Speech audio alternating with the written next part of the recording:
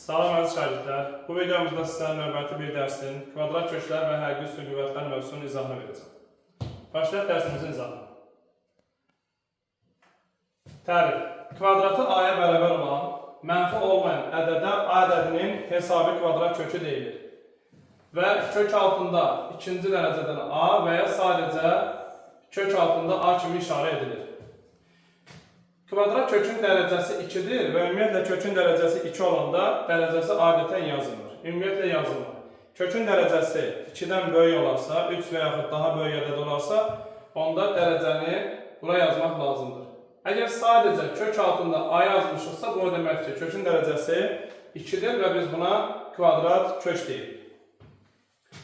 Kök altında a ifadəsinin o zaman mənası olur ki, a böyük bərabərdir 0 olsun. Yəni, kvadrat kökün altındakı ədəd, yəni a ədədi heç vaxt mənfi ədəd ola bilməz. Çünki heç bir həqiqi ədədin kvadratı mənfi ədəd ola bilməz. Məsələn, kök altında 3-ün, kök altında 16-nın, bunların hər birinin mənası var. Eyni zamanda kök altında 0-ın da mənası var. Amma tutaq ki, kök altında mənfi 7-nin mənası yoxdur. Çünki heç bir həqiqi ədədin kvadratı mənfi ədəd ola bilməz. Xassə.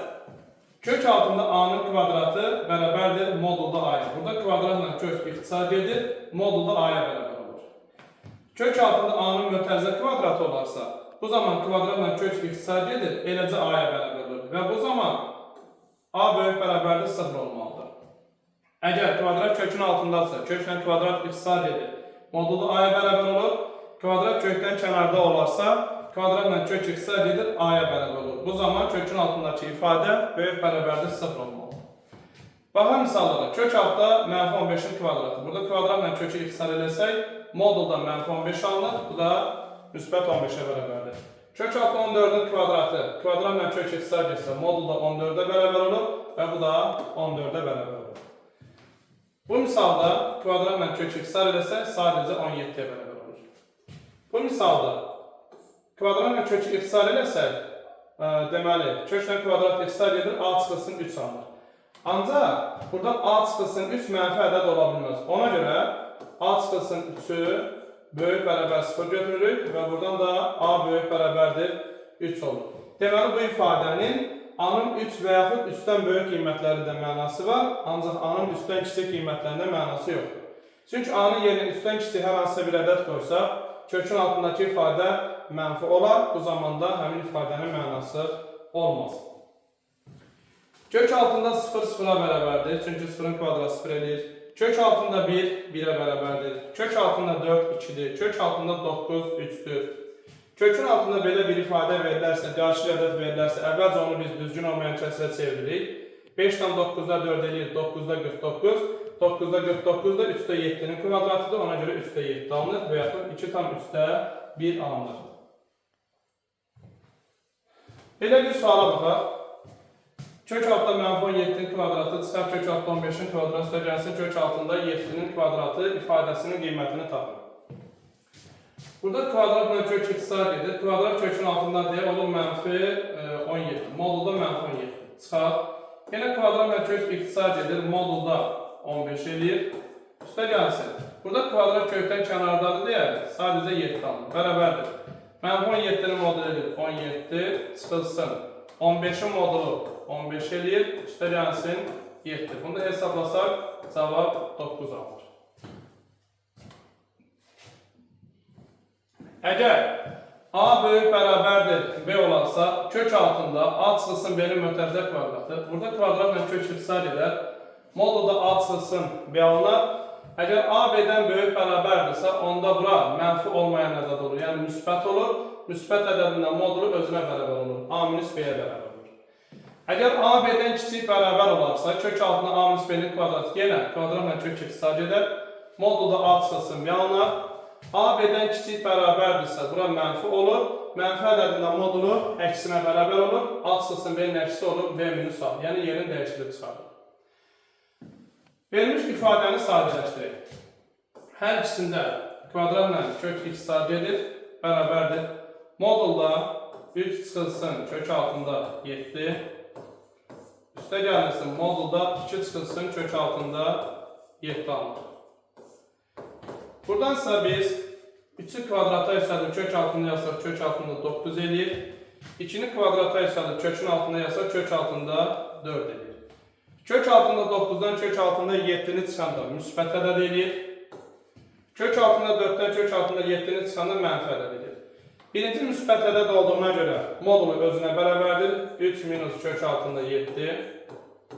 Üstə gələk. Bu ifadə mənfi olduğuna görə əksi çıxır. 2 minus kökdə 7'nin əksi kök altında 7 çıxılsın 2'dir. Kök altında 7 çıxılsın 2. Burada mənfi müsbət islah gedir. 3'dən 2 çıxanda cavab 1 alınır. Növbəti sual. X 5 ilə 9 arasında olarsa verilmiş ifadəni sadələşdirin. Əvvəlcə bir şey yadınızda saxlayın ki, belə misallar veriləndə X-i 5 və 9'un özünü götürmək lazım deyil. Çünki 5 verəndə bu 0 eləyir, 9 da verəndə bu 0 eləyir. 0'ın da işarəsini bilmədiyimizə görə biz bunu moduldan çıxarda bilməliyik. Yaxşı olar ki, bu verilmiş aralıqdan hər hansı bir ədəd götürək. Deməli, kvadratla köklər iqtisad edir. Alınır modulda x minus 5. Üstə gəlinsin. Modulda x minus 9. Bərabərdir. 5-9 arasında hər hansısa bir ixtiyari ədəd seçsin. Məsələn, 6 götürürəm. 6'dan 5 çıxanda müsbət eləyir, 6'dan 9 çıxanda mənfi eləyir. Ona görə bu müsbət özünə bərabərdir. X çıxılsın 5. Üstə gəlinsin. Bu ifadə mənfi olduğuna görə yerini dəyişdirir. Olur 9 çıxılsın x. X-lər islah gedir, mənfi 5 ilə 9'un cəmi eləyir 4. Növbəti sual. Modulda B böyük bərabərdir 2 ilə 1 olarsa, verilmiş ifadəni sadələşdirir. Bərabərdir. Bu ifadələrə fikir versək, görərik ki, birinci kökün altındakı ifadə 2 çıxılsın 1 bölək B-nin mötərizə kvadratı. Kök altında 2 çıxılsın 1 bölünsün B-nin mötərizə kvadratı. Üstə gələk. Bu ifadə isə 2 üstə gəlinsin 1 bölək B-nin mötərizə kvadratıdır.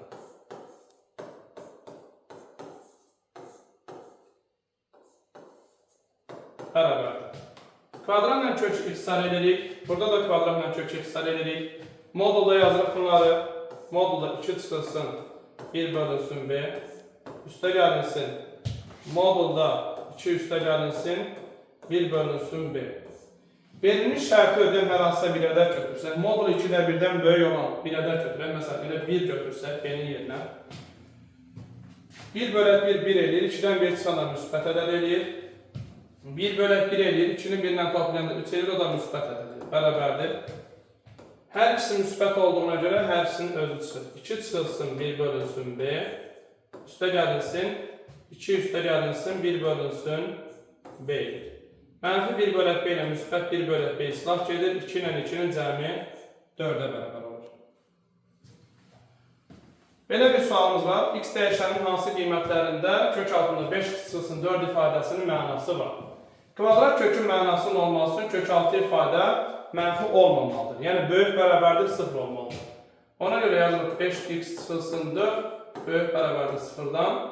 Buradan alırıq ki 5x böyük bərabərdir 4'dən. Hər tərəfi 5'ə bölsə x böyük bərabərdir 0,8'dən. Deməli, x daxildir 0,8'dən müsbət sonsuzluğa gəlir. Kvadrat kökün xassələri.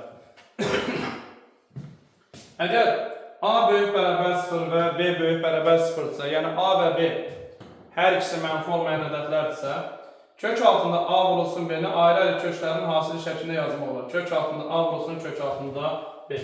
Və ya kök altında a vurulsun, kök altında b-ni bir kökün altında a vurulsun b şəklində yazmaq olar. Məsələn, tutaq ki, kök altında 121 vurulsun, 64 yazsaq, bunları ayrı-ayrı köklərdə kök altında 121 vurulsun, kök altında 64 yaza bilirik. Buradan da deməli 121-dən kök 11 çıxır, 64'dən də 8 çıxır. Cavab eləyir 88.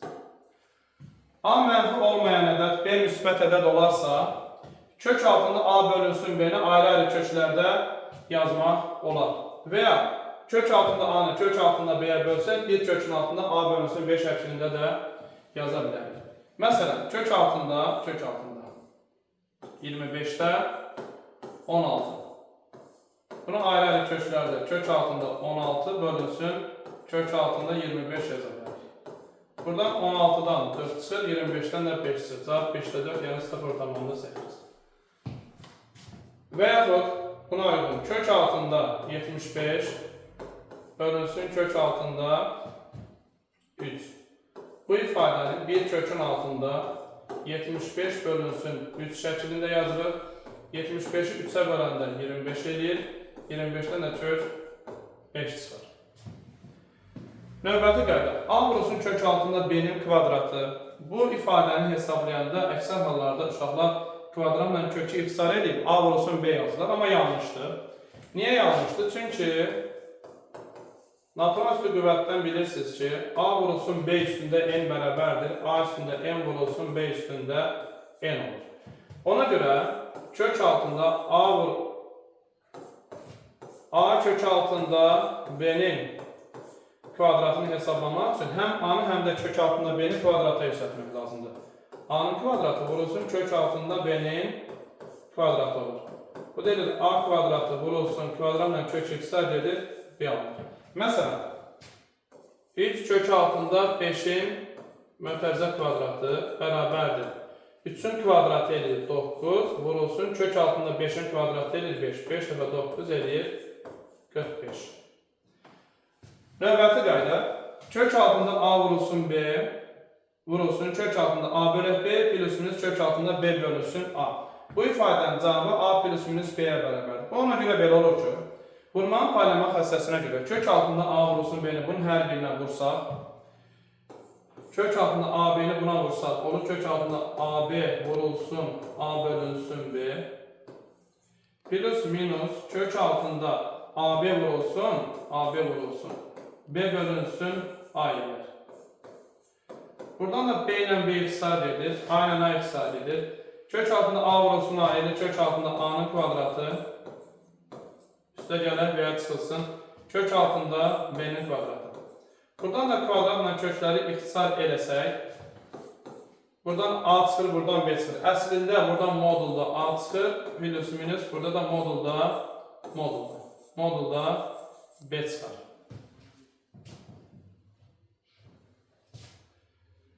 Radikal kök üstünlüğü. Sonsuz sayda kök altında üstə gəlsin, kök altında üstə gəlsin, kök altında və s. bu şəkildə verilmiş ifadənin cavabı 1 plus kök altında 4 üstə gəlsin, 1 bölünsün 2 düsturla hesablanır. Bunların çıxmaları olanda -1 plus kök altında 4 üstə gəlsin, 1 bölünsün 2 düsturla hesablanır. Məsələn, kök altında 20 üstə gələr, kök altında 20 üstə gəlinsin, kök altında 20 üstə gəlsin və s. bərabərdir. Verilən düstura görə 1 üstə gəlsin, kök altında A-nın yerində 4 durur. 4'ü 20'ye vurub üstünə 1 gəlirsiniz. Bölünsün 2 bərabərdir. Kökün altı 81 eləyir. Buradan 9 çıxır. 1 ilə toplasaq 10 eləyir. 10 da 2'ye bölsək neçə eləyir? 5 eləyir. Çıxmasında isə kök altında 20, çıxar kök altında 20, çıxılsın kök altında 20. Sonsuz sayda çıxar. Bərabərdir. -1 üstə gəlsin kök altında 4 vurulsun 20. 4 vurulsun 20 üstə gəlinsin 1. Bölünsün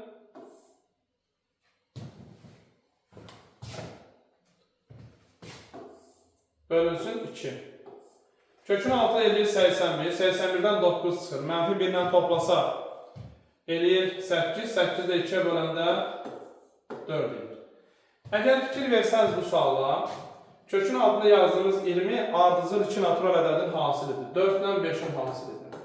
Bu şəkildə verilmiş misallarda, əgər kökün altındakı bu A ədədi 2 ardıcıl natural ədədin hasili olarsa, toplamalarında böyük vurğa, yəni 5'e bərabər oldu. Çıxmasında isə kiçik vurğa, yəni 4'e bərabər oldu. Məsələn, baxın bu suala, kök altında 30 üstə gəlir, kök altında 30 üstə gəlsin, kök altında 30 və s. 30 bilirik ki 5 ilə 6'nın hasilinə bərabərdir. Toplamasında onda böyük vurğa bərabər olur, cavab olur 6.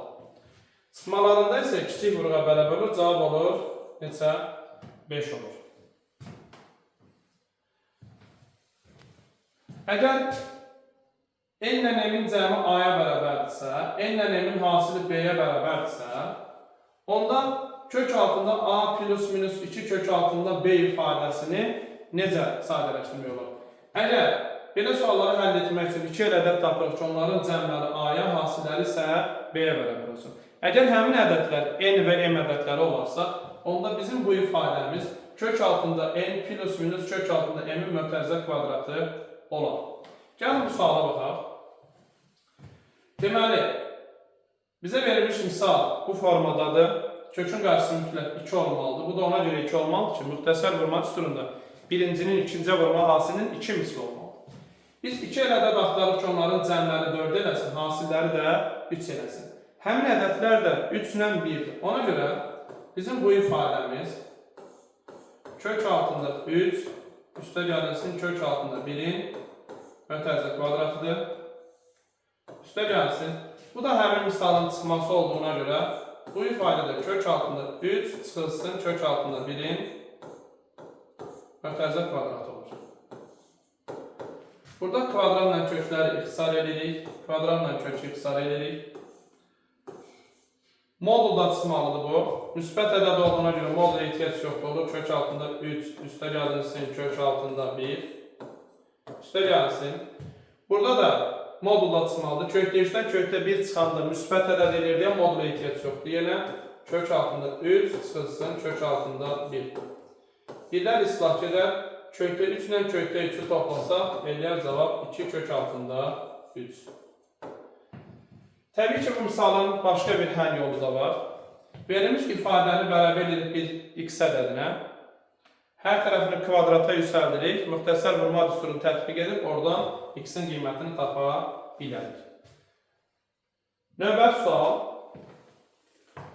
11 üstə gələk 6 kökdə 2, burada isə 11 çıxılsın 6 kökdə 2, hər ikisi kvadrat kökün altındadır. Gördüyünüz kimi bu misalda kökün qarşısındakı ədədlər 2 yox, 6-dır. Bizə isə 2 lazımdır. Ona görə biz burada nə etməliyik? 6-nı 2 vurulsun 3 şəklində, bu 6-nı 2 vurulsun 3 şəklində yazırıq. Sonra 2-ni saxlayırıq kökün kənarında, 3-ü kvadrata hesablayıb kökün altına göndəririk.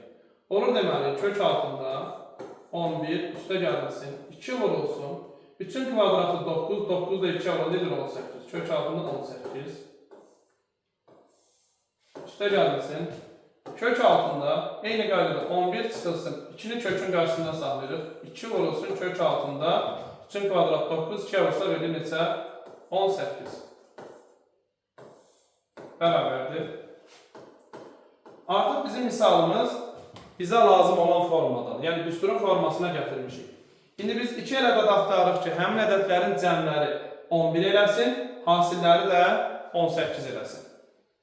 Bu ədədlərdə 9 ilə 2-dir. Deməli, bu ifadə kök altında 9, üstə gəlinsin, kök altında 2-nin bilsə imkan verir, kvadratı,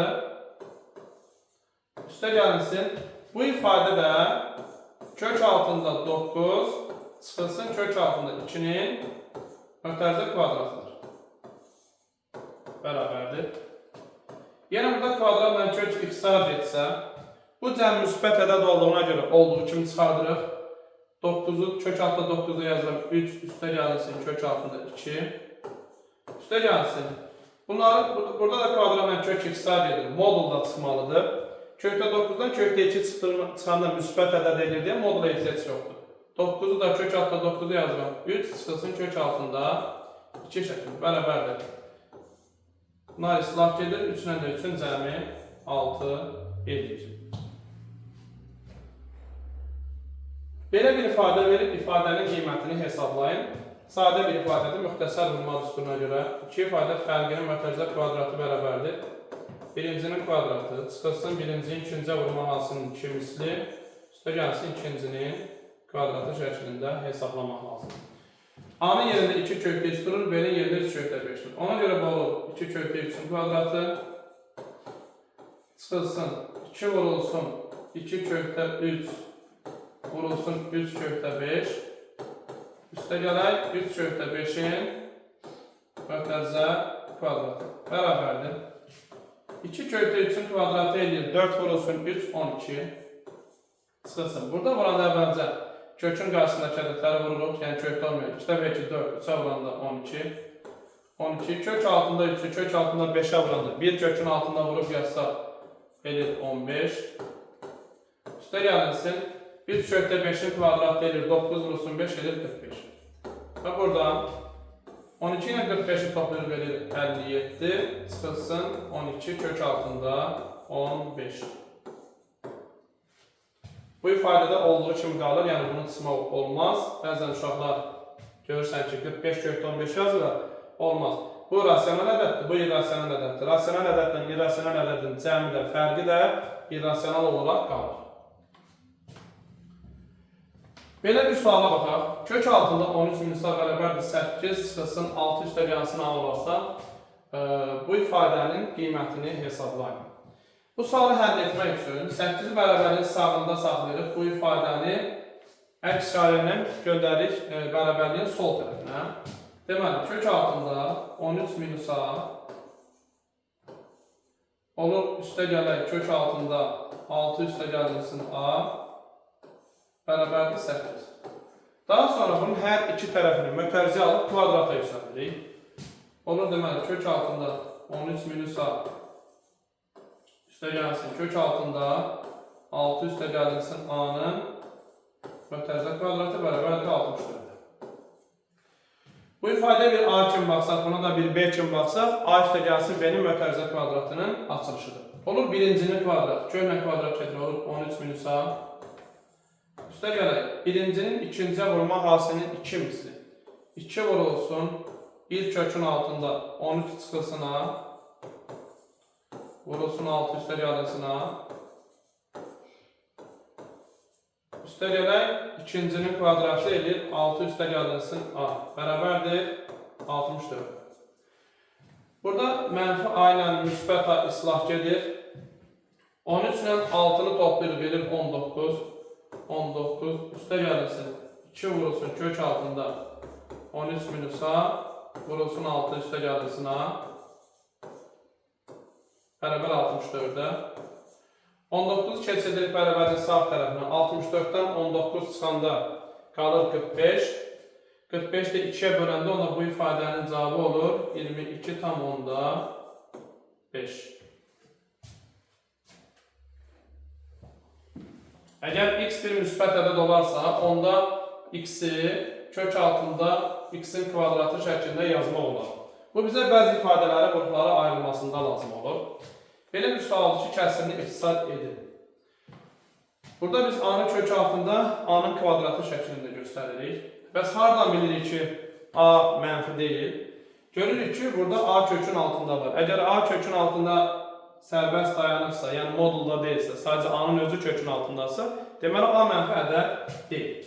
Ona görə biz bu sualı həll etmək üçün A-nın əvəzinə yazırıq kök altında A-nın mötərizə kvadratı minus 1-i də yazırıq 1-in kvadratı.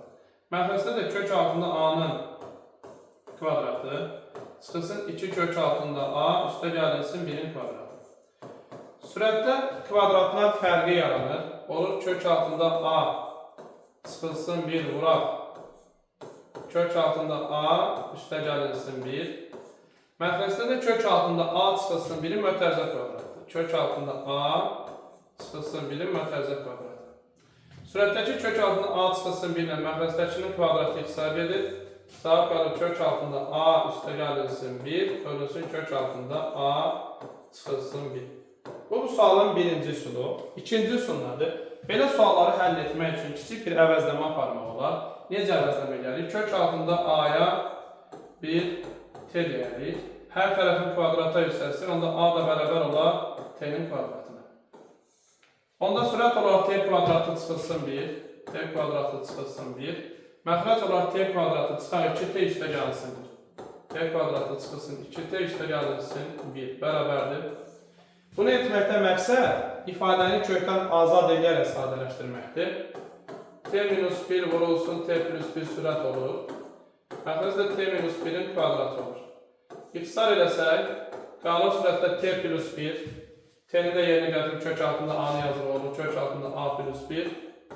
Məqsəddə də t-nin yerinə kök a yazsam olur, kök altında a çıxılsın 1. Belə suallarda bu cür əvəzləmələr misalı daha da sadələşdirir.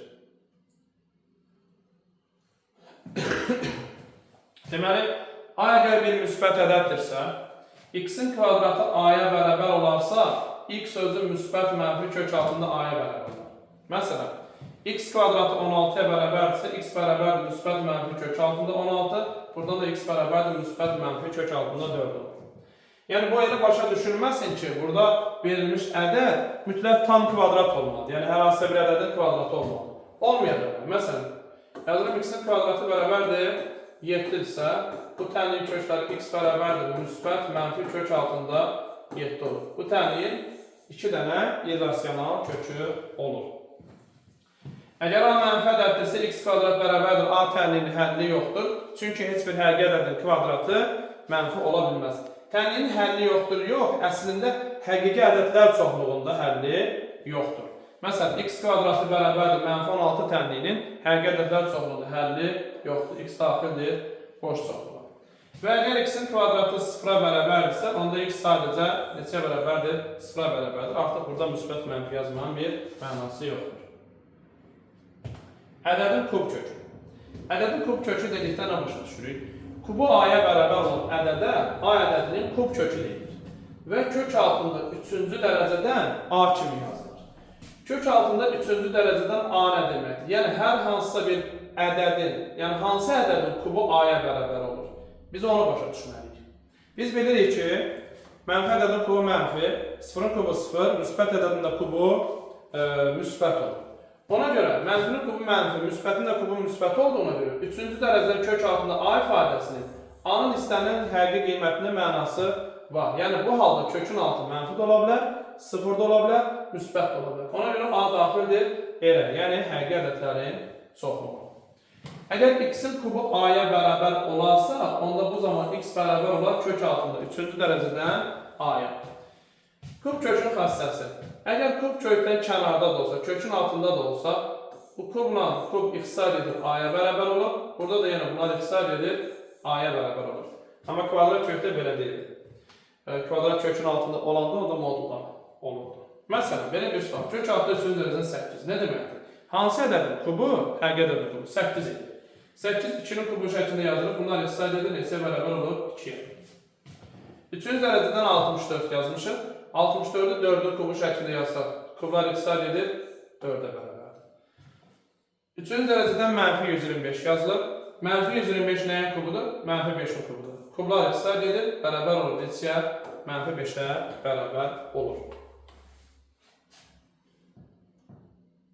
Belə bir sual. Kök altında 3-cü dərəcədən 20 hansı iki ardıcıl tam ədədin arasında yerləşir? Deməli, biz düşünürük ki, hansı ədədin kubu 20 edir və yaxud 20-yə yaxındır.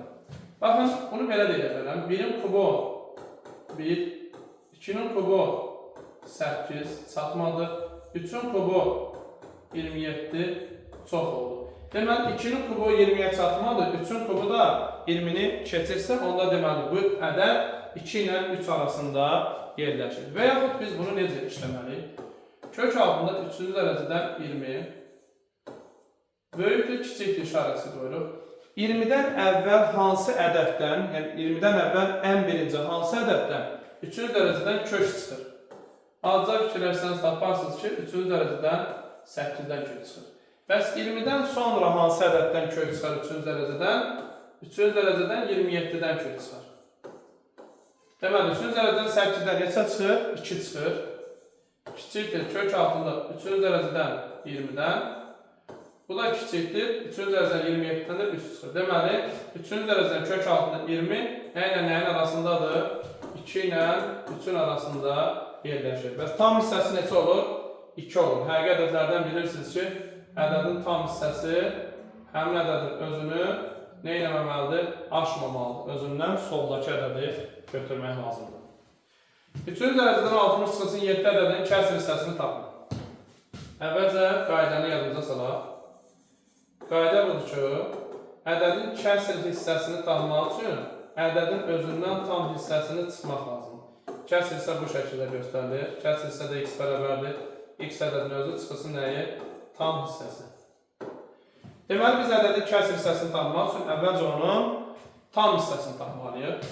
Kök altında 3-cü dərəcədən 60 çıxılsın 7. Təqribi tapa bilərik bunu. 3-cü dərəcədən 60-dan təqribi kök neçə çıxa bilər? 3 tam nə qədər çıxa bilər? Çünki 3-ün kubu 27 edir, 60-a çatmadır. Amma 4-ün kubu 64 edir, 60-ı keçdi. Deməli, bu 3 ilə 4 arasında yerləşir. Ona görə biz bunu 3 tam neçəsə yazırıq? Çıxılsın 7. Bərabərdir. 3 tam neçədənsə 7 çıxanda, deməli, neçə eləyəcəkdir? Məsələn, belə suallarda, bunun kəsr hissəsini 1 götürün. Yəni, burada bir problem yoxdur. Məsələn, önəmi yoxdur neçə götürürsünüz. 3,1-dən 7 çıxanda neçə qalır? Mənfi 3,9 qalır, düzdürmü? Ədəd oxunda mənfi 3,9, mənfi 4 ilə mənfi 3 arasında yerləşir. Onda bunun tam hissəsi neçə olur? Mənfi 4. Deməli, bu ədədin olduğu tam hissəsi mənfi 4. Kəsr hissəsini də tapanda verilən ədəddən nə etmək lazımdır? Tam hissəsini çıxmaq lazımdır. Onda olur 3-cü dərəcədən 60 çıxılsın 7, çıxaq tam hissə neçə oldu? Mənfi 4 oldu. Bu da olur kök altında 3-cü dərəcədən 60 çıxılsın 7 üstə gəlsin 4, o da eləyəcək çıxılsın 3. Deməli, verilmiş misalın cavabı 3-cü dərəcədən kök altında 60 çıxılsın 3 oldu. Ədədin n-ci dərəcədən kökü. N-ci dərəcədən qüvvəti a-ya bərabər olan ədədə a ədədinin n-ci dərəcədən kökü deyilir və kök altında n-ci dərəcədən a kimi işarə edilir. Və burada n böyük bərabərdir 2 və mütləq natural ədəd olmalıdır. Yəni, kökün dərəcəsi mütləq natural ədəd olmalıdır və ən azı da 2 ola bilər. Məsələn, kök altında 2-ci dərəcədən a, kök altında 3-cü dərəcədən a, kök altında 4-cü dərəcədən a və s. Bu şəkildə yazmalıdır. Amma kök altında 3,7-ci dərəcədən a ifadəsi yazmaq olmaz. Çünki kökün dərəcəsi dediyimiz kimi natural ədəd olmalıdır və böyük bərabər olmalıdır. Neçədən? 2-dən olmalıdır. 2, 3, 4, 5 və s. ola bilər. N-ci dərəcədən kök altında a ifadəsinin hansı hallarda mənası var? Əgər n tək ədəd olarsa, burada a istənilən ədəd ola bilər. Yəni, əgər kökün dərəcəsi tək ədəddirsə, kökün altı mənfi, müsbət 0 hər şey ola bilər. Amma n cüt ədəd olarsa, mütləq kök altı ifadə böyük bərabərdir 0 olmalıdır. Nəyə görə bu belə olmalıdır? Çünki heç bir həqiqi ədədin cüt dərəcədən qüvvəti mənfi ola bilməz. Baxın bu ifadələrə. 3, 5, 7 kökün dərəcələri tək ədədlər olduğuna görə kökün altı müsbət də olar, 0 da olar, mənfi də olar. Bu halda bunların hər birinin mənası var. Kökün dərəcəsi 4, 6, 8 cüt ədədlərdirsə, kökün altı 0 və müsbət ədədlər olar. Hər birinin mənası var. Amma kökün dərəcəsi cüt ədədlərdir, məsələn 4, 6 olarsa və yaxud başqa bir cüt ədədlərdə olarsa, bu zaman kökün altında mənfi ədəd yazmaq olmaz. Bu ifadələrin mənası yoxdur. Əgər testdə bizim qarşımıza düşsə ki, aşağıdakılardan hansının mənası yoxdur, dərəcəsi tək olanları dərhal silirsiniz. Çünki dərəcəsi tək olanların bütün hallarda mənası var. Qalır dərəcəsi cüt olanlar. Dərəcəsi cüt olanların da hansında kökün altı mənfidirsə mənası olmur, 0 və müsbətdirsə mənası olur. X dəyişənin hansı qiymətində ifadənin mənası var? Baxıram ki, kökün dərəcəsi nədir? 5-dir. Necə ədəddir?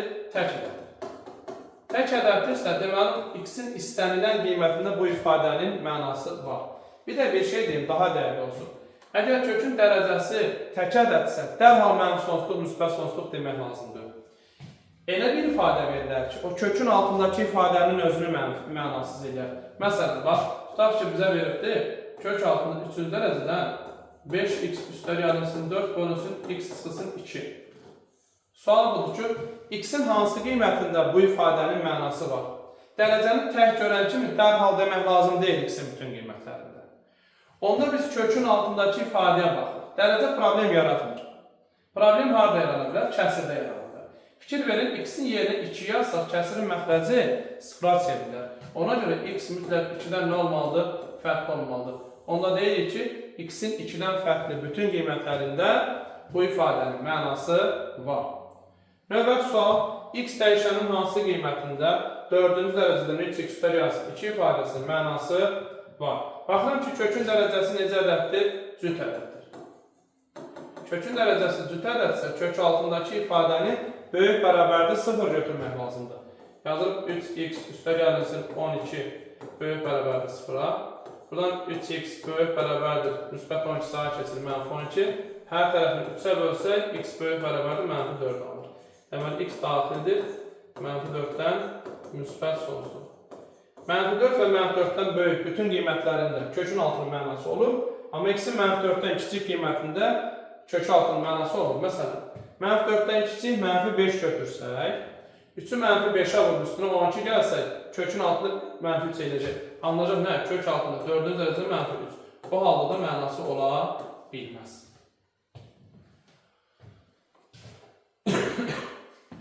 Deməli, n tək ədəd və a həqiqi ədəd olduqda x üstü n bərabərdir a təmini kökü, x bərabərdir kök altında n-in dərəcədən alınır. Məsələn, x üstü 5 bərabərdir 2 təminin həlli, x bərabərdir kök altında 5-ci dərəcədən 2 olur.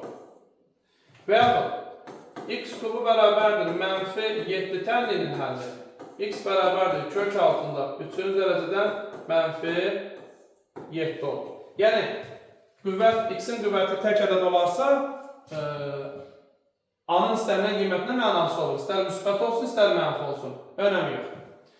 Əgər n cüt ədəd və a mənfi olmayan ədəddirsə, onda x üstü n bərabərdir a təmini əks 2 kökü olur. X bərabər müsbət mənfi kök altı n dərəcədən a-ya. Məsələn, tutaq ki, mənə verir. X üstü 4 bərabərdir 3 təmini həlli. X-in 4-cü dərəcənin qüvvəti a-ya 3-ə bərabərsə, deməli x bərabərdir yazırıq. Müsbət mənfi kök altında 4-cü dərəcədə nəyə? 3-ə bərabər. Neçə kök oldu bu təmini? 2 dənə kök oldu və bunlar da bir-biri nə idi? Əksidir.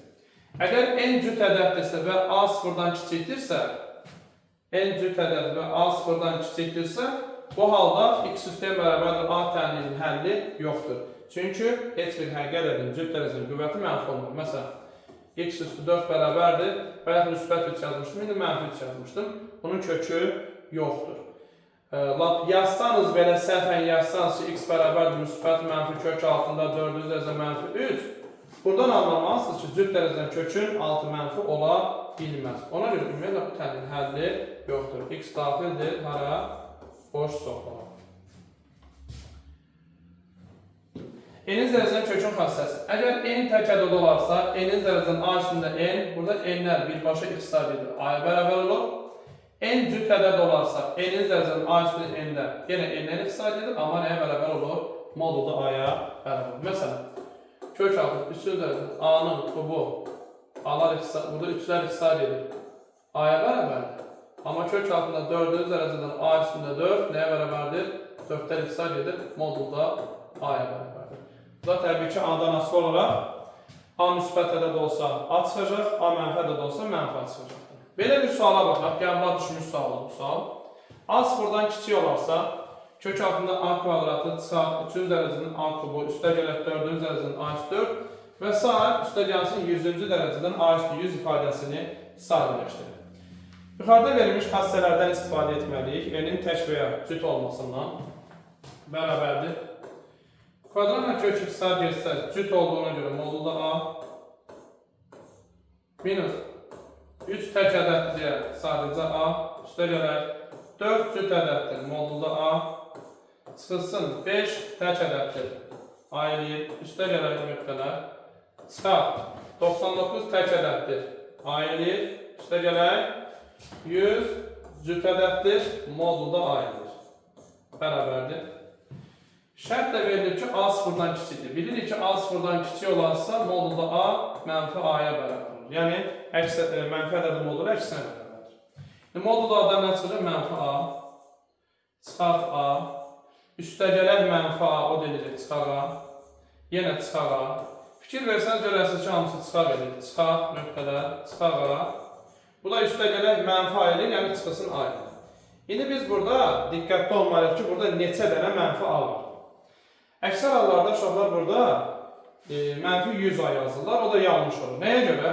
Çünki kökün dərəcəsi 2-dən başlayır. Əgər 1-dən 100-ə qədər olsaydı 100-dən olardı. Amma kökün dərəcəsi 2-dən başladığına görə 100 dənə yox, 99 dənə olur. Deməli, burada nə var? 99 dənə mənfi a var.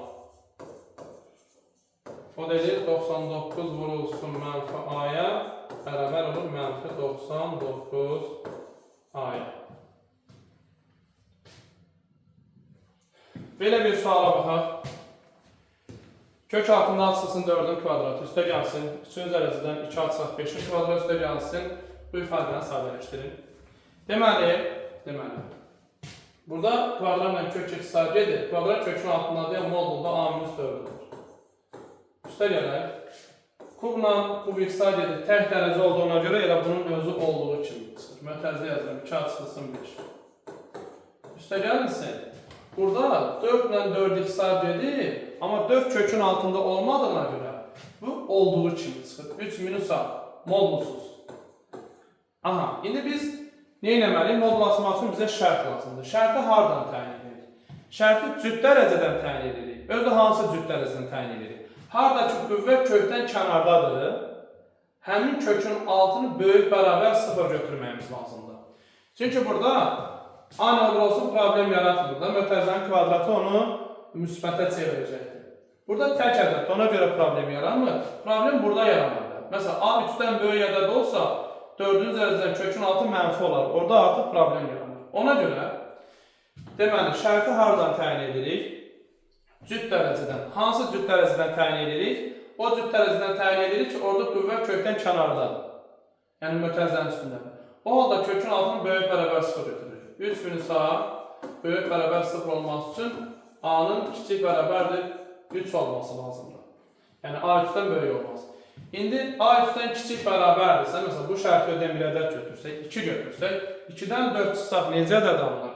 Mənfi ədəd alınır. Bu mənfi ədəd olduğuna görə yerin dəyişdirir 0 olur, 4 çıxısın a. Üstə gələk. Bunlar da olduğu kimi də 2a minus 5. Üstə gəlinsin 3 minus a. Burada mənfi ilə mənfi 2 a da müsbət 2 a ilə islah gedər. 4-dən 5 sınır mənfi 1, üstünə də 3 gələndə müsbət 2 edir.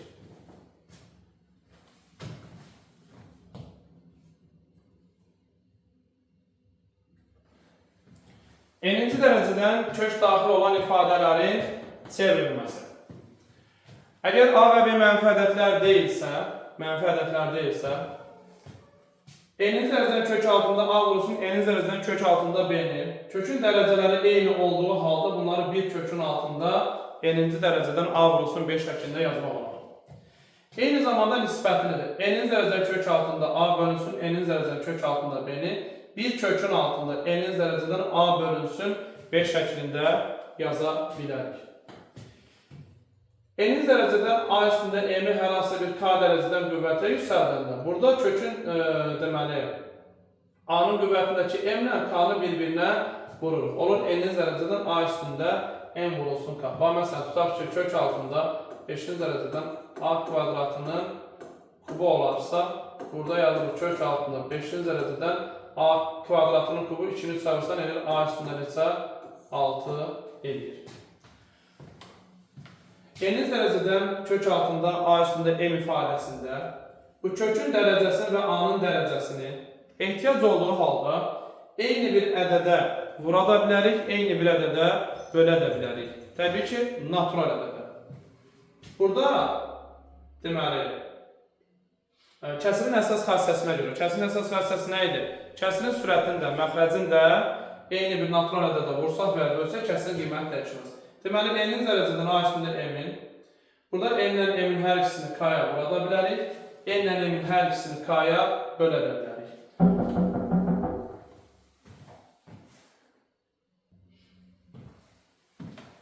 Məsələn, bax, tutaq ki, kök altında bizə verilibdir 5-ci dərəcədən a-nın kubu. Bizə lazımdır, biz bu ifadəni gətirək 10-cu dərəcəyə. 10-cu dərəcəyə gətirmək üçün 5-i 2-yə vurmaq lazımdır. Ona görə 5-i də 3-ü də hər birini 2-yə vururuz. Olur deməli, neçə? 10-cu dərəcədən a üstündə 6. Və yaxud kök altında 20-ci dərəcədən A üstündə 12. Burada 20 ilə 12-nin hər ikisi neçə bölünür? 4-ə bölünür də. Ona görə hər ikisini 4-ə bölüb ixtisar eləmək olur bunu. 4-ə bölür, 5 qalır burada, 3-də qalır burada. Olur kök altında 5-ci dərəcədən A-nın kubu olur. Aydın oldu. Deməli, biz nə edirik?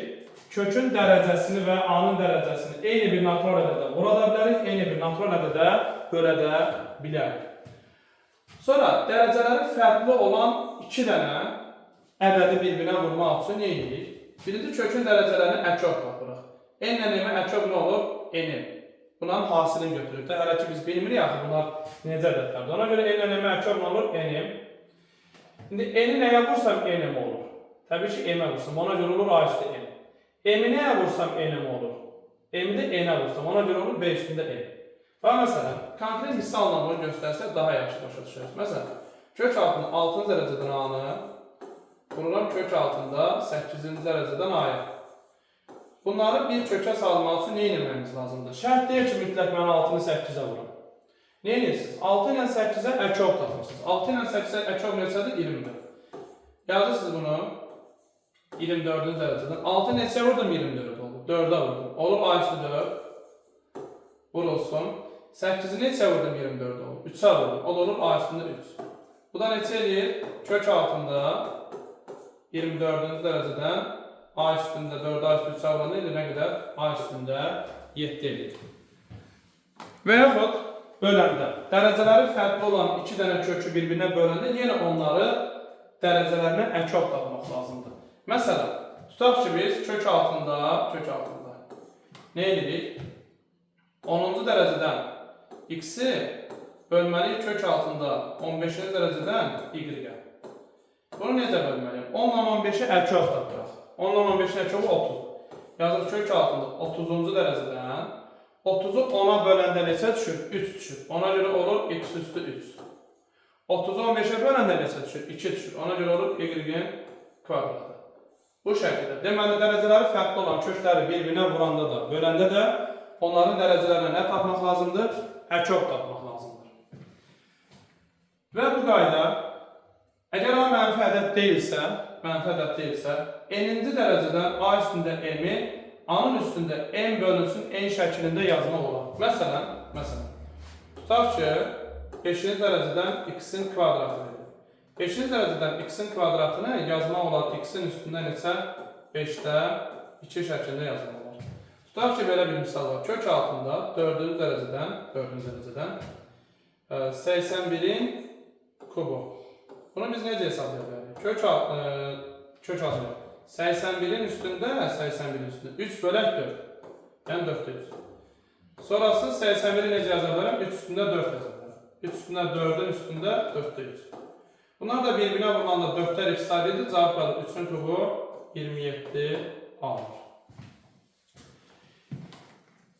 Belə bir qeydimiz var. O qeyd buna görədir. Mənfi ədədlərin kəsr üstü qüvvətinə baxılmır. Təkrar deyirəm. Mənfi ədədlərin kəsr üstü qüvvətinə baxılmır. Məsələn, biz 8-in üstündə 3-də 2-ni hesablaya bilərik. 8-i yazıram 2 üstündə 3, üstündə 3-də 2. Gedir, olur 2 üstdə 2 neçə edir? 4. Amma mənfi 8-in üstündə 3-də 2-ni hesablaya bilmirik, mənası yoxdur. Mənfi ədədlərin kəsr üstündə qüvvətinin nəyə yoxdur? Mənası yoxdur. Kök düsturları, kök altında m olarsa, ardıcıl bunlar bir-birinə daxil olursa, onda n ilə n bir-birinə vurulur, n-in dərəcədən kök altında a olur. Məsələn, kök altında 3-cü dərəcədən kök altında a. Belə suallarda hansı kökün dərəcəsinə rəqəm ədəd yazılmayıbsa, həmin dərəcə 2-dir. Onda 3-ü 2-yə vurur, nə edir? 6. 6-cı dərəcədən kök altında a. Bunu istəsək a üstündə necə yaza bilərik? A üstündə 6-da 1 şəklində də yaza bilərik. Sonra, əgər bu 3 dənə olsa, n-mk dərəcədən a olsa, onda n-mk bir-birinə nə edir? Vurulur. Əslində bu da buradan alınan bir nəticədir. Məsələn, biz tutaq ki, bu kökün altını hesablasaq, m-k'ya vurulur. Olur nə? Kök altında n-in dərəcədən, kök altında mk dərəcədən a. Və yenə də həmin xəstəni tətbiq edib, n-i mk-ya vursaq, olur n-mk dərəcədən kök altında a olacaqdır. Növbəti sual. N'iniz dərəcədən A vurulsun kök altı M'iniz dərəcədən B olarsa, burada nə edirik? Yenə kökün dərəcələrini bir-birinə vururuq. N'ni vururuq M'ə, kökün dərəcəsinə yazırıq.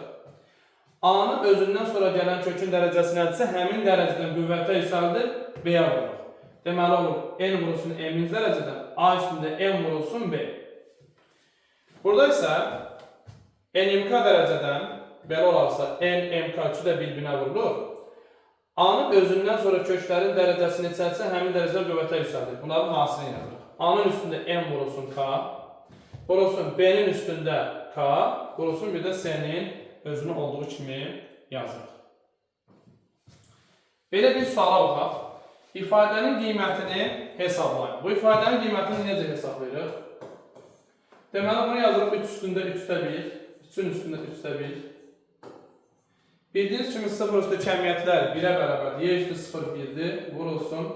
Kök altında 3'ü də yazırıq, 3'ün üstündə 2'də 1. Vurulsun. 9'u 3 üstü 2 yazırıq. Deməli, 9'u 3 üstü 2 yazsaq, kənarda hesablayaq yerinə. Bax, 9'u üstündə 12'də 7'ni belə hesablayırıq. 3 üstündə 2'nin üstündə 12'də 7. Bunlar da birbirine vurulanda iktisar edir. 3'ün üstündə 6'da 7. 3'ün üstündə 6'da 7. Bu da bərabərdir. Əsasları hamısının əsası 3'dür. Burada birinin əhəmiyyəti yoxdur. Hamısının əsası 3'dür. Əsasları eyni olan ədədləri bir-birinə vuranda üstlər toplanır, böləndə isə çıxılır. Onda olur 3'ün üstündə 3'də 1, üstə gələk 6'da 7, çıxılsın 2'də 1. 3'də 1, üstə gəlsin 6'da 7, çıxılsın 2'də 1. Bu da bərabərdir. 3'ün üstündə bunlara orta məqdər sancısına 6'dır. Olur 6'da 2, üstə gəlinsin 6'da 7, çıxılsın 6'da 3. Bunları da hesablasaq 6'da 6 eləyir, yəni 3 üstündə 1, sualın cavabı 3'ə bərabərdir. Növbəti sual. İfadəsini əsası A olan qüvvət şəklində göstərir. Necə göstərir? Dedik ki, hansı kökün dərəcəsi yoxsa həmin kökün dərəcəsi neçədir? 2'dir. Bu kənarda yazaq. 2 dərəcədən A, kök altında 4-cü dərəcədən A. Vurulsun kök altında 8-ci dərəcədən A. Bu da bərabərdir. 2'ni 4'ə vururuq. Eləyir kök altında 8-ci dərəcədən. A-nı 4-cü dərəcədən qüvvətə yüksəldir. A üstündə 4 vurulsun A. Vurulsun kök altında 8-ci dərəcədən A. Köklərin dərəcələri eyni olduğuna görə bir kökün altında yazılır. Kök altında 8-ci dərəcədən. Bu elir A üstü 5, bunda A'ya vuranda elir A üstündə 6. Burada da 6 ilə 8'i iktisar eləsək 4 qalır, 3 qalır. Bunu da A'nın üstündə 4'də 3 şəklində yazmaq olar. İfadənin qiymətini hesablayın. Bu ifadənin qiymətini hesablamaq üçün biz nə etməliyik? Köklərin dərəcələrini yenə əkov tapmalıyıq. Bunları eyni dərəcəyə gətirməliyik. Bu kökün dərəcəsi 6, bunun dərəcəsi 3, bunun da dərəcəsi 2'dir. 3'ə, 2'yə, 6'ya əkov 6'dır. Bunları gətiririk 6-cı dərəcə. 6-cı dərəcədən bir kökün altında. Bunun dərəcəsi 6 idi deyə, bunu olduğu kimi saxlayırıq. 4 çıxar kök altı 15. Bu kökün dərəcəsi 2 idi. 2'ni neçəyə vurduq 6 elədi? 3'ə vurduq. Ona görə bu 4 çıxar kök 15'i 3-cü dərəcədən qüvvətə yüksəldir. Olur ki, bu vurulsun. Bu kökün dərəcəsi 3 idi. 3'ü neçəyə vurduq 6 elədi? 2'yə vurduq. Ona görə olur 4 plus kökdə 15'in kvadratı. 4 plus kökdə 15'in ötərizə kvadratı. Burada 4 çıxar kökdə 15 ilə 4 çıxar kökdə 15'in kubik sayı edir, qalır kvadratı. Alınır nə? 6-cı dərəcədən 1 bölünsün. 4 çıxar kökdə 15'in kvadratı, buraq 4 plus kökdə 15'in kvadratı. Bunların qüvvətləri eyni olduğuna görə bir mötərizənin içərisində yazırıq 4 minus kökdə 15, buraq 4 plus kökdə 15. Mötərizə kvadratı. Bu da bərabərdir. Kök altında 6-cı dərəcədən 1 bölünsün. Bunları bir-birinə vuranda kvadratlar fərq edir. 4'ün kvadratı edir 16, çıxar kökdə 15'in kvadratı edir 15. 16 çıxar 15 neçə edir? 1. 1'in də kvadratı 1. Bu da kök altında 6-cı dərəcədən 1 elə 1'ə bərabərdir. 0 ilə 1 kök altında istənilən dərəcədən elə həmişə özü çıxır. Deməli, A-nın üstündə n bölünsün n ifadəsinin hansı hallarda mənası var? Əgər bu kəsr üstü qüvvətdirsə, qüvvətdəki kəsir müsbət kəsir olsa, müsbət kəsirdirsə, onda A böyük bərabərdə 0 götürmək lazımdır. Əgər qüvvətdəki kəsir mənfi kəsir olarsa, onda A-nı sadəcə böyükdür 0 götürmək lazımdır. Niyə elə götürmək lazımdır? Biri var, A üstündə üstə 2 olsun. Biz demişik, mənfi ədədlərin kəsr üstü qüvvətinə baxılmır, ona görə A-nı burada böyük bərabər 0 götürməyimiz lazımdır. Bir də var ki, A-nın üstündə mənfi üstə 2 olsun. Hə, burada isə A-nı artıq böyük bərabər 0 götürmək olmaz. Ona görə olmaz ki, üstü mənfi olduğuna görə bunu biz 1 bölünsün A-nın üstündə müsbət üstə 2 götürdük. Ona görə artıq A hara düşübdür? Məxrəcə düşübdür, məxrəc 0 ola bilməz. Ona görə A-nı sadəcə böyükdür 0 götürmək lazımdır. Qısa konkret, yəni konkretləşdirsək, əgər dəyişənin qüvvətində müsbət kəsir varsa, dəyişəni böyük bərabər 0 götürməyimiz lazımdır. Dəyişənin qüvvətində mənfi kəsir varsa, həmin dəyişəni sadəcə böyükdür 0 götürmək lazımdır. Gəlin indi bu sualların həllinə baxaq.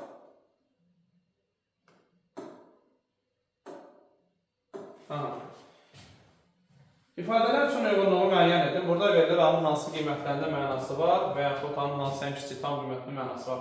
A üstəgələ 2-nin üstündə 5-də 2. Baxıram ki, qüvvətdəki kəsir müsbətdir. Ona görə A üstəgəlinin birinci, A üstəgəlsin 2-ni böyük bərabər 0 götürəcəm.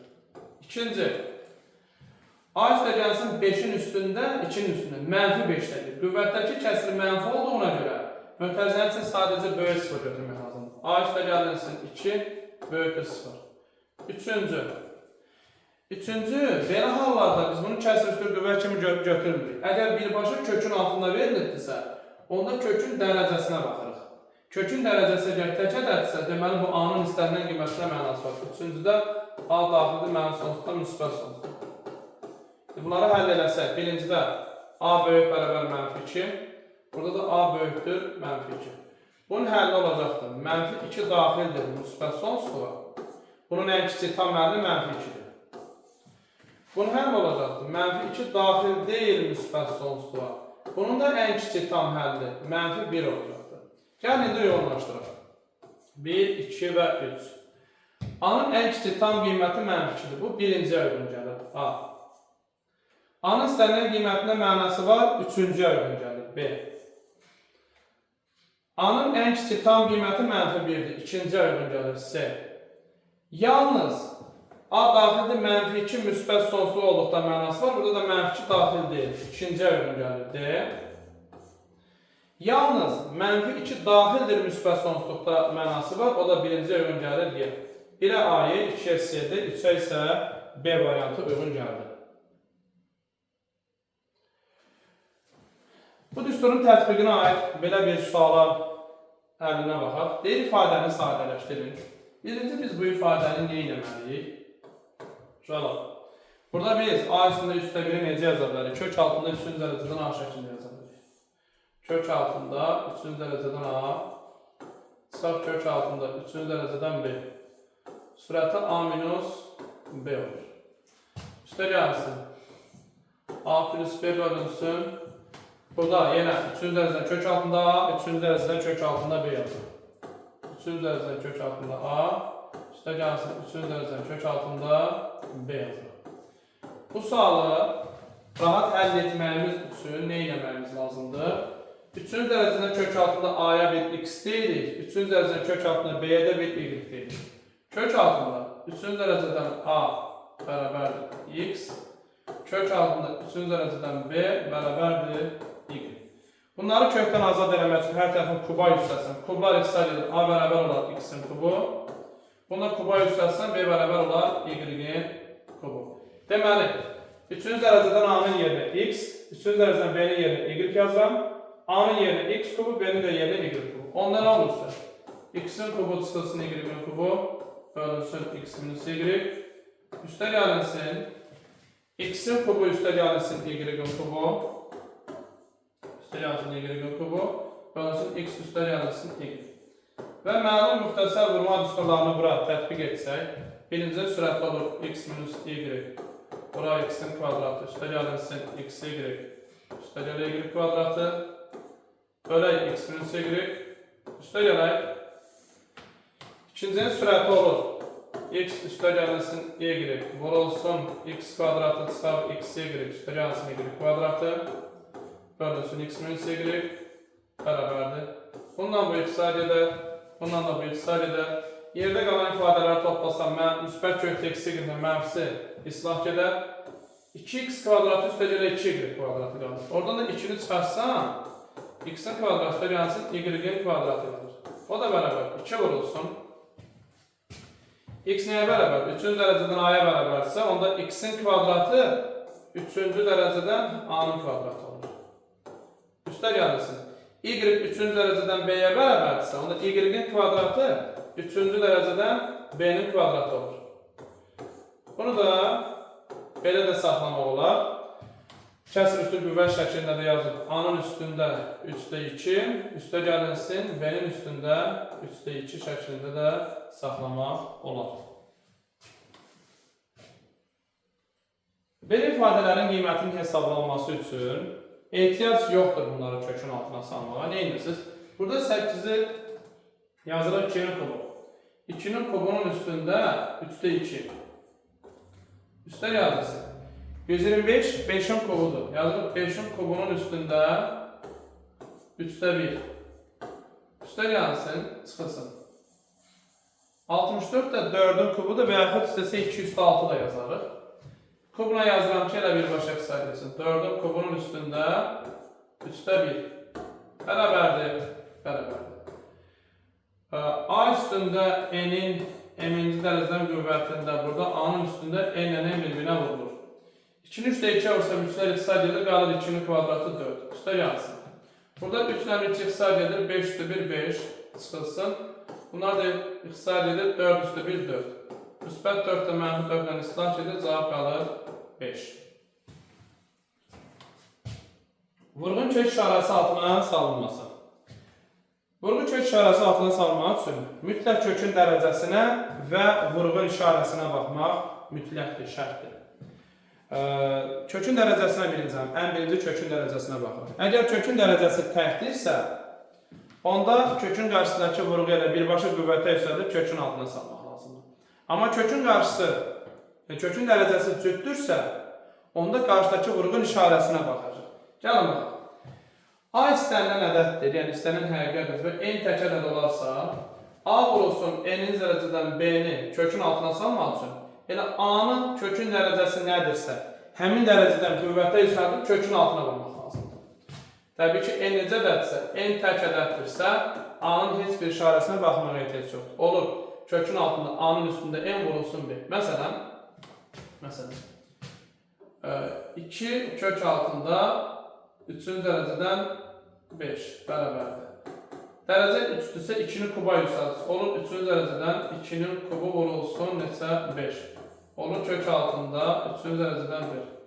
Və yaxud A vurulsun kök altında 7-ci dərəcədən b bərabərdir. Kökün dərəcəsi 7-dirsə, A-nın 7-ci dərəcədən qüvvətə yüksəlib kökə salırsın. Olur 7-ci dərəcədən A-nın üstündə 7 vurulsun b. Baxın, fikir verdinizsə, mən A-nın heç bir işarəsinə baxmadım.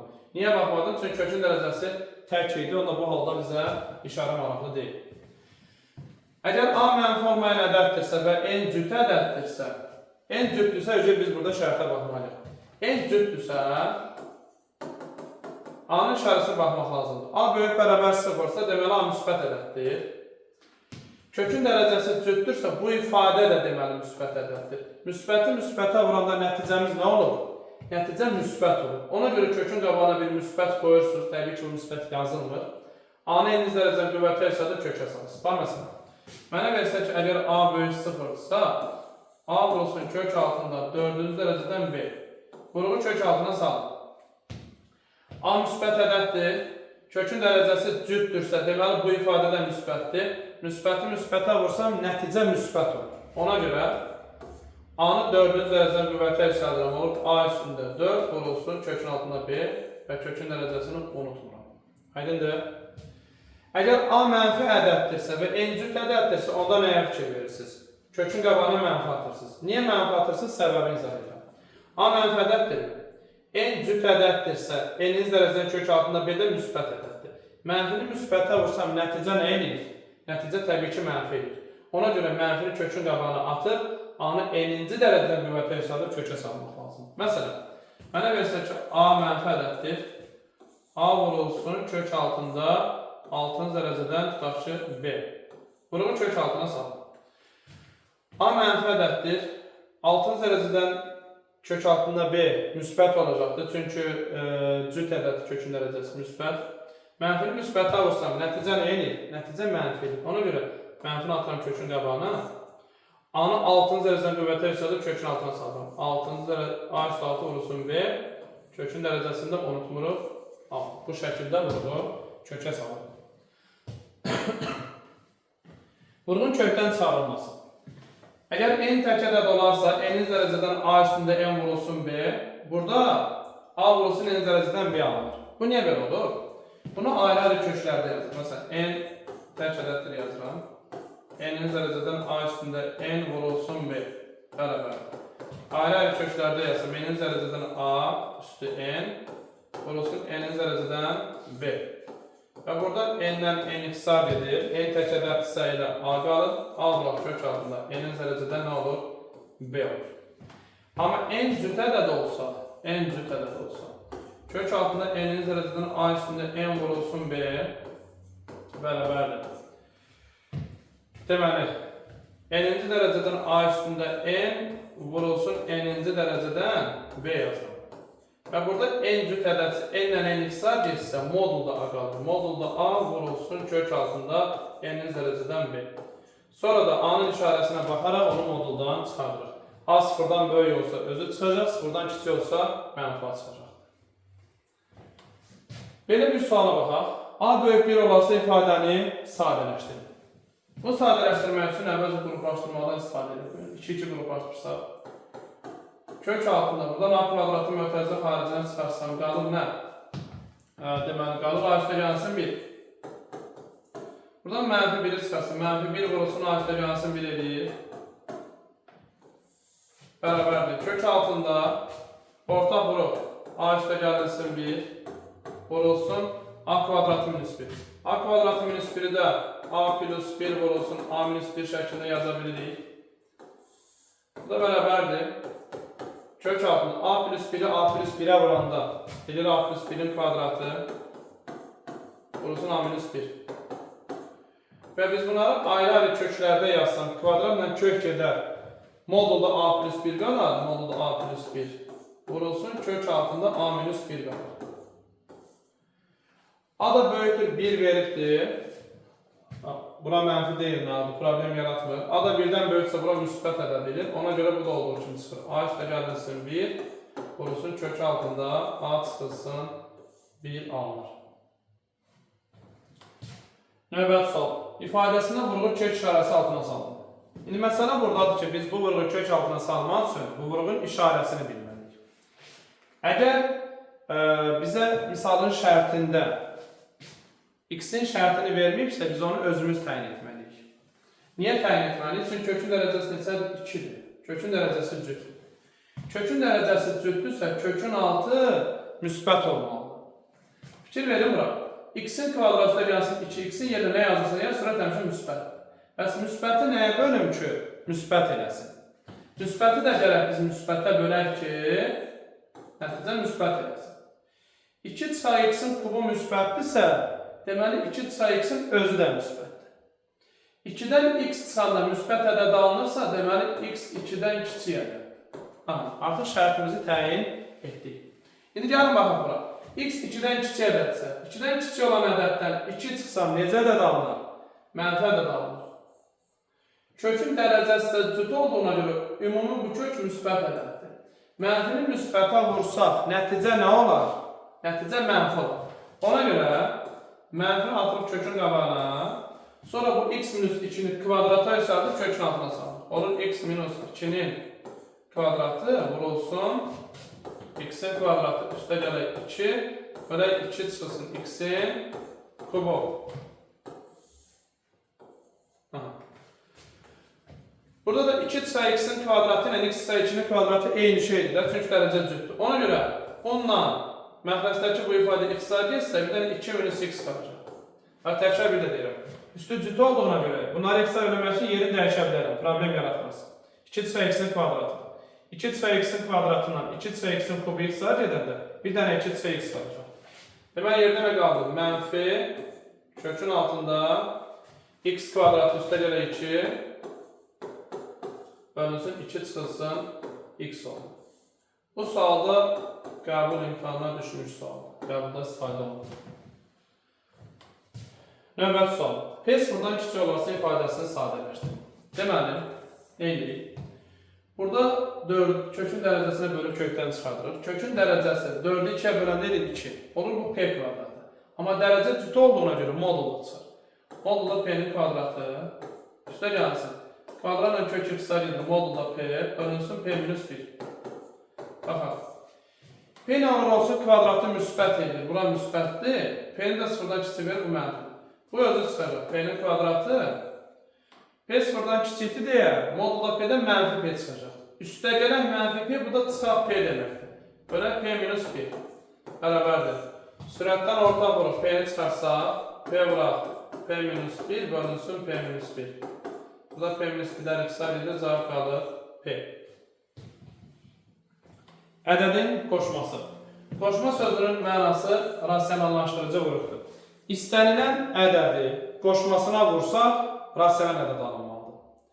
Əgər siz hər hansısa bir ədədin qoşmasını, hər hansısa bir ədəd düşünüb, onları bir-birinə vuranda irrasional cavab alırsınızsa, deməli qoşmanı səhv tapırsınız. İstənilən ədədi qoşmasına vuranda necə ədəd alınmalıdır? Rasional ədəd alınmalıdır. Qoşma sözünün mənası nədir? Rasionallaşdırıcı vuruq deməkdir. Gəlin burada ədədlər və onların qoşmalarına bir yerdə baxaq. Kök altında A-nın qoşması kök altında A-dır. Çünki kökdə aya vuranda kökdən azadılıb alınır. A kök altında B-nin qoşması kök altında B-dir. Çünki A kökdə B-ni kökdə B-yə vuranda A yerində qalır. Bunları bir-birinə vuranda B olur. Olur A olsun B. N-ci dərəcədən kök altında A-nın qoşması N-ci dərəcədən kök altında A minus 1-dir. Niyə səbəbini mən deyirəm? N-ci dərəcədən A-nı, N-ci dərəcədən A minus 1-ə vuranda, hələ ki bu qalsın. Olur n-ci dərəcədən. Bunu buna vuranda üstlər toplanır. Bu da A üstündə 1-dir. 1 ilə n-1-i toplayanda n edir. A üstündə n. Burada da n-lər x-lar edinə qalır A qalır. Məsələn, tutaq ki, kök altında 3-cü dərəcədən x-in qoşması nədir? Kök altında 3-cü dərəcədən x-in kvadratıdır. Niyə bu belədir? Çünki mən x-i nəyə vurmalıyam ki, x-in kubu eləsin, kublar x-lar verilsin. X-in kvadratına vurmalıyam. N-ci dərəcədən A üstündə K-nın qoşması, N-ci dərəcədən A üstündə N-K-dır. Çünki bunları bir-birinə vuranda üstlər toplanır, K-lar islah gedəcək, N-ci dərəcədən A üstündə N bərabərdir A qalacaq. Məsələn, tutaq ki, kök altında 7-ci dərəcədən A kvadratının qoşmasını axtarır. Bunun qoşmasını axtarmaq nədir? Mən A kvadratını nəyə vurmalıyam ki, A üstündə 7 eləsin, bura kökün dərəcəsinə tamamlansın. Onda olur kök altında 7-ci dərəcədən A üstündə 7-dən 2 çıxırsan 5 qalır. Bunları da bir-birinə vuranda A-ya bərabərdir.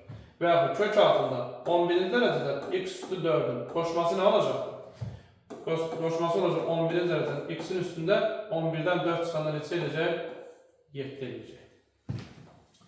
Kök altında A minus B-nin qoşması kök altında A üstə gəlsin B-dir. Çünki bunları bir-birinə vuranda kvadratlar fərq edir. Kökdə A-nın kvadratı çıxar, kökdə B-nin kvadratı.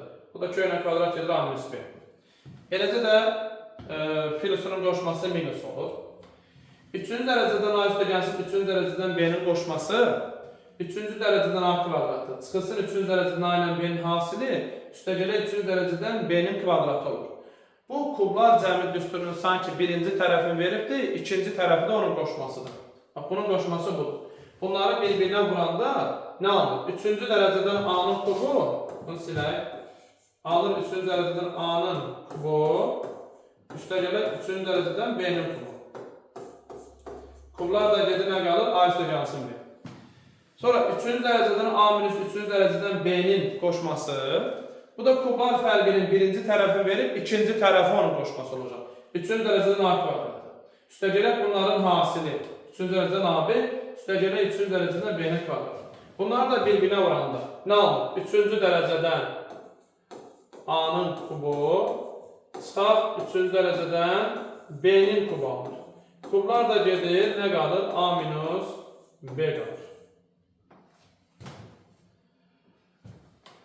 Kəsirin məxrəcinin irrasionallıqdan azad edilməsi.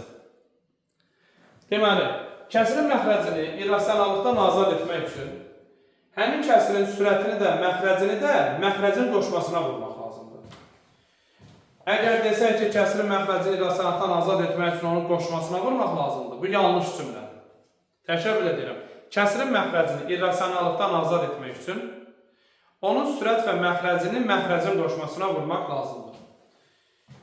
30 bölünsün kök 6 kəsirin məxrəcini irrasionallıqdan azad edir. 30 bölünsün kök altında 6. Bunu irrasionallıqdan azad etmək üçün sürət və məxrəcin qoşmasına vurmaq. Kök altında 6-nın qoşması ilə kök altında 6-dır. Kök altında 6, vuraq kök altında 6. Sürətdə də 30 vurulsun kök altında 6-dır. Olur 30 vuraq kök altında 6. Məxrəcdə də kökdə 6-nı kökdə 6-ya vuranda edir 6. İxtisar edir, cavab qalır 5 kökdə 6. Növbəti sual. 27 bölən 2 kökdə 3 kəsirini məxrəcini irrasionallıqdan azad edir. 27 bölünsün 2 kökdə 3 bərabərdir. 2 kök altında 3-ün qoşması elə kök altında 3-dür. 27 2 kökdə 3 vuraq kökdə 3 vuraq kökdə 3. Neynədik? Məxrəcin də sürətində eyni bir ədədə vurur. Kökdə 3-ə vurur. Sürət olur 27 kök altında 3. Məxrəcdə də kökdə 3-ü kökdə 3-ə vuranda 3 eləyir. 2-ni də 3-ə vuranda edir 6. 27 ilə də 6 ixtisar edir. Deməli, qalır burada 9, burada qalır 2.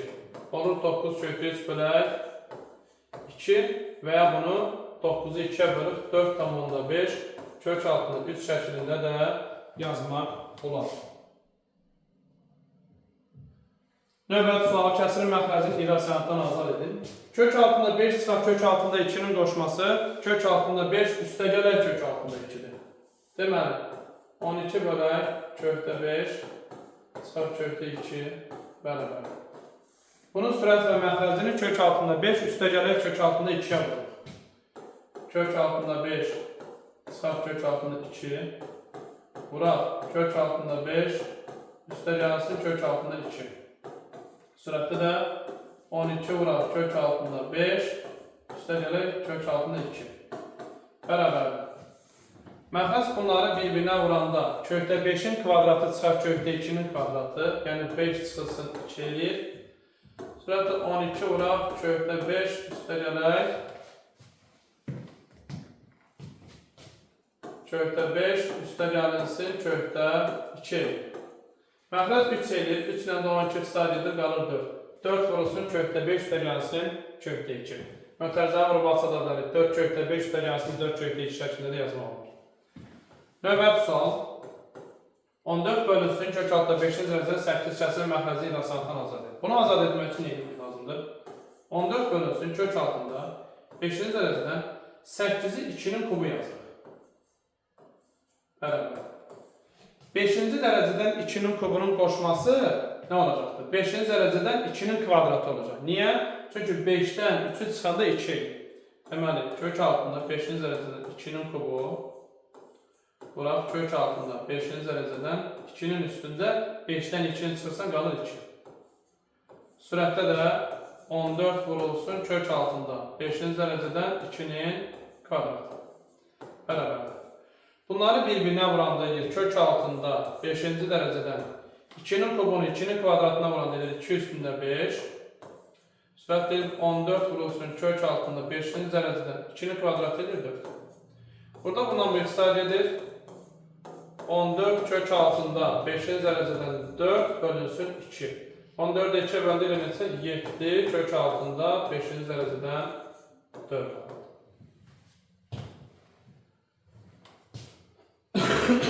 Növbəti sual. Bunun məxrəci irrasionallıqdan azad edin. Az öncə dedik ki, 3-cü dərəcədən A, üstə gəlsin 3-cü dərəcədən B-nin qoşması, 3-cü dərəcədən A-nın kvadratı. Çıxaq, 3-cü dərəcədən A ilə B-nin hasili, üstə gəlsin 3-cü dərəcədən B-nin kvadratı. İndi 3-cü dərəcədən 3 üstə gəlinsin 3-cü dərəcədən 2-nin qoşması nə oldu? 3-cü dərəcədən 3-ün kvadratı 9 çıxar. 3-cü dərəcədən bunların hasili 6 üstə gəlsin 3-cü dərəcədən 2-nin kvadratı 4. Sürəti də 20 vurulsun kök altında 3-cü dərəcədən 9 çıxar 3-cü dərəcədən 6 minus 3-cü dərəcədən neçə? 4. Bunları bir-birinə vuranda məxrəc edir kublar cəmi. 3-cü dərəcədən 3-ün kubu üstə gələk 3-cü dərəcədən 2-nin kubu. Bunlar gedir 3 plus 2 neçə edir məxrəc? Məxrəc edir 5. Bu 5 ilə də sürətdəki 20 iqtisadiyyədə nə qalır? 4. Olur 4 vurulsun mötərizənin içərisində qalan ifadə.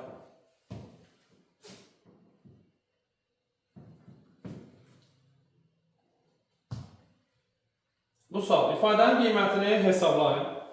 Bu da qəbul imtahanına düşmüş sualdır.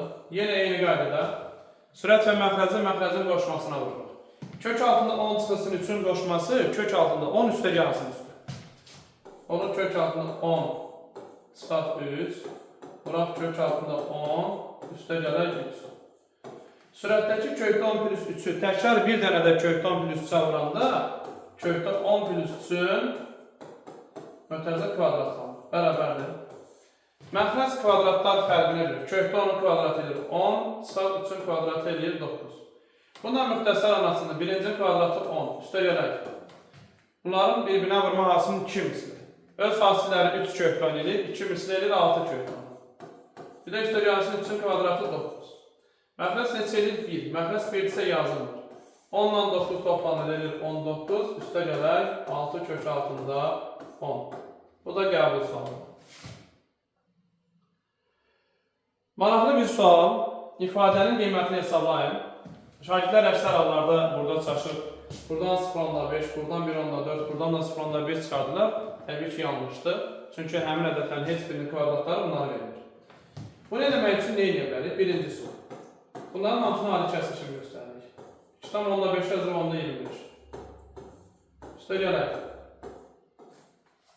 19.6-nı yazırıq, onda 196. Üstə gəlinsin, onda 1. Bunun hər birinin sürətindən köçsün, amma məxrəcindən köçsün. 25-dən 5 sıfır olur, 5 bölək kökdə 10. Üstə gələk. 196-dan 14 sıfır, 14 bölək kökdə 10. Üstə gələk, 1 bölək kökdə 10. Məxrəcləri bərabər nakəsləri toplayanda məxrəc qalır, sürətlər toplanır. Sürətləri toplasaq 5, 14, birinci əvvəl edir 20 bölək kökdə 10. Buna irrasionaldan azad edəsəm, sürət və məxrəci kökdə 10-a vursaq, kökdə 10 vuraq kökdə 10, sürətdə də 20 vuraq kökdə 10. Kökdə 10-u kökdə 10-a vuranda 10 edir, 10-la da 20 iqtisadiyyəsi cavab qalır 2 kökdə 10. İkinci sual.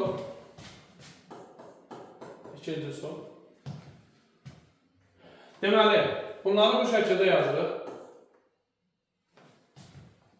Deməli, yazırıq, 2.5 yazırıq, 0.25 vurulsun 12. Üstə gəlirsin. 19.6 yazırıq, 1.96 vurulsun 10 kimi. Üstə gələk. 0.1 də yazırıq, 0.1 vurulsun 10 kimi. Bərabərdir, bərabərdir. 0.25-dən köçsün 0.5. Olur 0.5 kök altında 10. Üstə gələk. 1.96-dan köçsün 1.4. Olur 1.4 kök altında 10. Üstə gələk. 0.1-dən də 0.1 çıxır. 0.1 kök altında 10.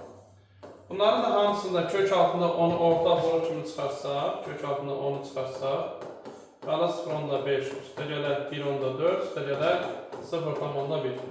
Bu cəmdə edir 2, kökdə 10'u da 2'yə vuranda edir 2 kök altında 10. Və nəhayət sonuncu sualımız belə müqayisələr. A bərabərdir kökdə 21 çıxar kökdə 20 və B bərabərdir kökdə 19 çıxar kökdə 18 olarsa A və B ədədlərini müqayisə edin.